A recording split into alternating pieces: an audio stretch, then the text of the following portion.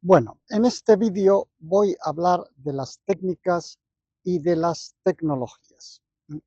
Las técnicas y las tecnologías son transformaciones de objetos y de procesos de la realidad, ¿eh? que implican un aprendizaje complejo y que están reguladas por fines. En el caso de las técnicas son cosas como, por ejemplo, la caza, la pesca, la recolección, la cocina, el vestido, la habitación, etcétera. El lenguaje humano de palabras también es una técnica, como vamos a hablar enseguida. La diferencia entre técnicas y tecnologías es que las tecnologías utilizan la ciencia moderna, las ciencias naturales modernas, aplican las ciencias naturales modernas a la resolución de problemas prácticos y de fines prácticos. Las tecnologías, por ejemplo, son las tecnologías de los ordenadores, de las bombas atómicas, de la aeronáutica, de la telecomunicación, etcétera, etcétera. Los animales también tienen técnicas, no tienen tecnologías, por supuesto, porque no tienen ciencia, y tienen técnicas pues, de caza, de pesca, de nidificación, etcétera. Pero son unas técnicas mucho más sencillas, mucho más simples que las técnicas humanas. Entonces, las técnicas, como veremos en futuros vídeos, constituyen al hombre, es decir, que las técnicas son parte de esa cultura aprendida y que rodea al hombre y que lo constituye desde fuera. ¿No? Bien. Las técnicas se pueden clasificar de acuerdo con los propios criterios de su definición. Se pueden clasificar, en primer lugar, en técnicas de la praxis y en técnicas productivas, en técnicas que consisten en producir cosas. Hay técnicas que generan productos, como por ejemplo, pues qué sé yo, barcos, automóviles, etcétera, etcétera, que son técnicas productivas, y hay otras técnicas que son de la praxis, del hacer práctico, como por ejemplo la técnica de persuasión, las técnicas de cazar, de pescar, de curar, de domesticar, de enseñar, de juzgar, de hacer la guerra, de persuadir, etcétera, etcétera. Y luego las técnicas también las tecnologías también se pueden clasificar por la naturaleza de sus transformaciones. Hay técnicas que son completamente destructivas, como la caza, la pesca, la guerra, etcétera, etcétera.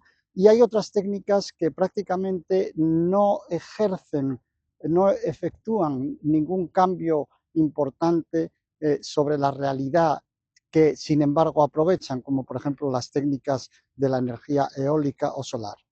La mayor parte de las técnicas son intermedias, es decir, producen una relativa transformación y una relativa conservación de la realidad sobre la que se ejercen. Como decía, una de las técnicas humanas más importantes son las técnicas que podríamos llamar alegóricas. Las técnicas alegóricas entre las que está el lenguaje humano de palabras, desde luego, y en donde está también la pintura y la escultura y cosas por el estilo, ¿no? Son técnicas que nos permiten referirnos a otras cosas en su ausencia. Nos permiten referirnos a cosas o a procesos en su ausencia. Por ejemplo, nos permiten, pues qué sé yo, referirnos a algo que no está presente o a alguna persona que no está presente o a algún acontecimiento que ocurrió o que está ocurriendo en otro lado. Son técnicas alegóricas, son simbólicas, representativas. Y esas técnicas alegóricas tienen mucha importancia en el mapa del mundo porque dan lugar o pueden dar lugar a, a mapas ficticios y en general a todo lo que conocemos como la ficción, es decir, la narración de acontecimientos pues sencillamente que son ficticios, que no ocurrieron ni ocurren, o la generación de entidades que no existen, pues por ejemplo hombres mitad qué sé yo, seres mitad hombres, mitad animales o cosas por el estilo, ¿no? Entonces, ese mundo de la ficción, ese mundo de la mera representación, ese mundo de cosas que se construyen pero solo se nombran a sí mismas porque no tienen un referente fuera de ellas, porque no se refieren a acontecimientos que hayan ocurrido o a cosas que efectivamente existen, es muy importante distinguirlo del mundo de las cosas reales, porque ese mundo de ficciones, por supuesto, es un mundo que también existe en cuanto a ficciones construidas, pero tiene un estatuto noseológico y epistemológico, pues también diferente.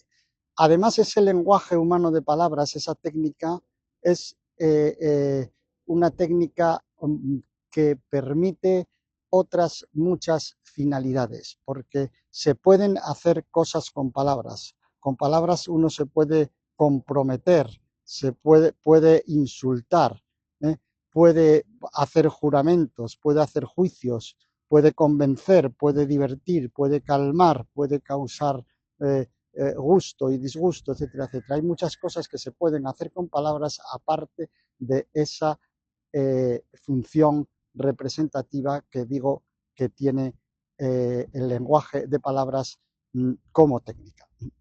Por otro lado, las técnicas y las tecnologías pueden usarse para el bien y para el mal. Quiero decir que no son en sí mismo buenas o malas.